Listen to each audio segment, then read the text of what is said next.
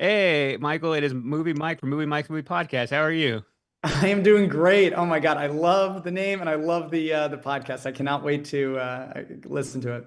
Well, I love your work. I was actually turned on to your work by my mom, who is 60 years old, loves horror movies. She's Mexican, so she's a big fan of like Orona. And I have to imagine when you're making a movie, do you kind of think about like, man, horror is a genre that really has all different types of fans.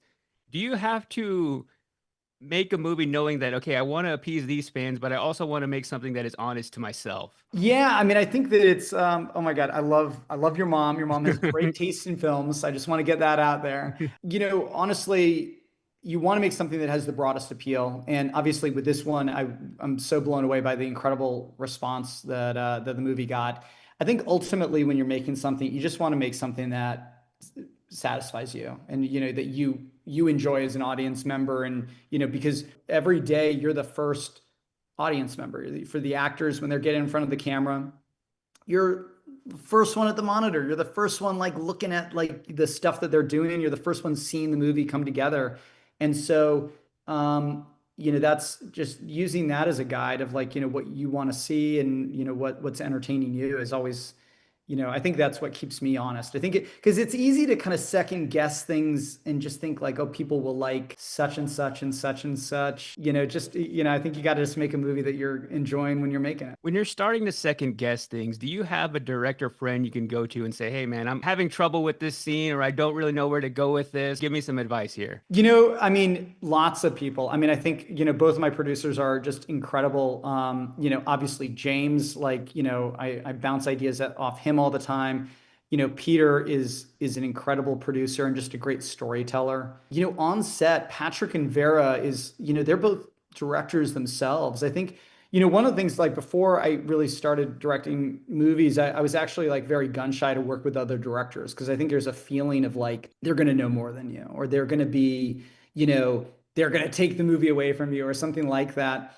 And the fact is that, it's actually the people who've directed movies are the most supportive and they know how hard it is. They know how hard it is to put together the movie. And they're usually the most generous with help or guidance or like just kind of helping you to kind of like get what you're after. Honestly, just talking with them, they're great collaborators. They're really great. They're great people, but they're just also just like really, fun to make a movie with. What was the first thing you watched that made you think I could do that? Like I could make a movie. What was the first film or just any piece of work that you saw like, okay, like I think I can actually do this and have a career in it? It's funny, the things that where you like watch it and you're like, oh, I think I could do that are usually the bad movies where you're just like, I mean, I could do better than that.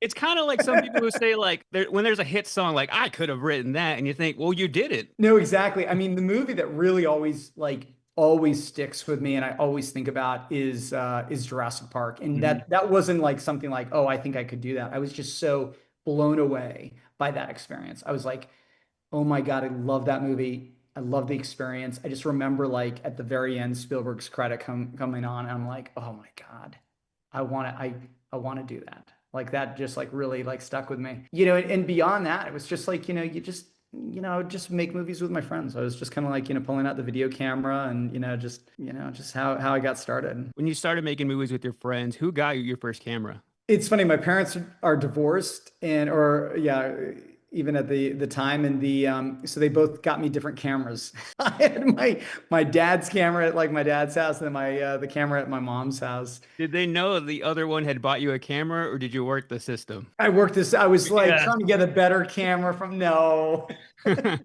How playing them supportive were against each they of other. you when you were getting started in filmmaking? They were incredibly supportive. And my dad's a doctor and it was in a way like looking back on it, I'm like I have no idea why he would be so supportive because it's like you'd almost want your son to kind of do something more reliable.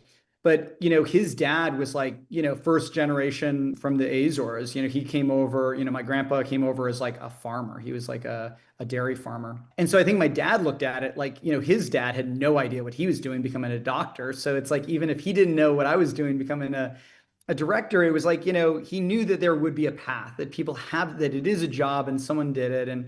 And so he was very supportive about it. So I'm very lucky. My parents have been great. Is there some part of you that has to be a little bit delusional when you're getting started? Because in a creative field, you almost have to have this drive where sometimes you could be the only one who sees it. You can be the only one thinking like, I am going to make it no matter what. Is there some level of delusion in those early years?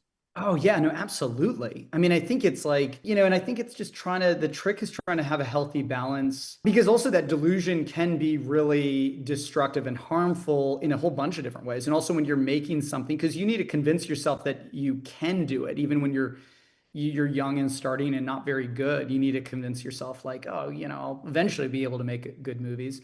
And then I think the delusion can be harmful when when people are trying to give you guidance or advice or even criticism, and you don't want to reject that. You need to be, in touch and aware enough as you're making these things and listening to criticism so you can make the best thing possible, or you could at least learn from things from the past. But yeah, I think there is a little bit of it. But I think what the advice I would give to any filmmaker out there is don't delude yourself too much. You have to still be aware, still stay open. Not only did my mom get me into the Llorona, but she also turned me on to the Nun. And then obviously, once you started doing the Conjuring movies, one of the things that stuck out to me when you made the Nun 2 is you talked about there was just a photo you saw of like some nuns peeling potatoes, and you're like, I love that image. I want to work it into the movie. Was there anything in Last Rites that maybe it was a photo you saw and you thought, I have to put this in this movie? Yeah, well, so much of it came from the real case. That's the best thing about The Conjuring is you get to look at the original cases and look at Ed and Lorraine holding a press conference outside the house, and just that imagery was so great. And it was stuff like that. So much of the interiors of the house was the layout of the house was different. The real house was a duplex, and we just made this into a single family home for a bunch of different reasons. They just felt the complexity of having a duplex wouldn't really help the story. But the details, the texture of that house, the wood paneling, all of that came from the real house. And there's so much stuff there that I was so proud of because it really feels like okay that we're really in the Smurl's house. Is there any kind of guidelines when it comes to crafting the demons? Is there any kind of like rule book of like what the demons have to look like, what they how they have to act, or can you kind of just make it all your own? I could make it, whatever I wanted. I think it's the type of thing that it's you don't want to you don't want to break the general mold too much. It's like if it came out and all of a sudden they were all blue or something, it was straight out of Avatar. It's like people would reject that.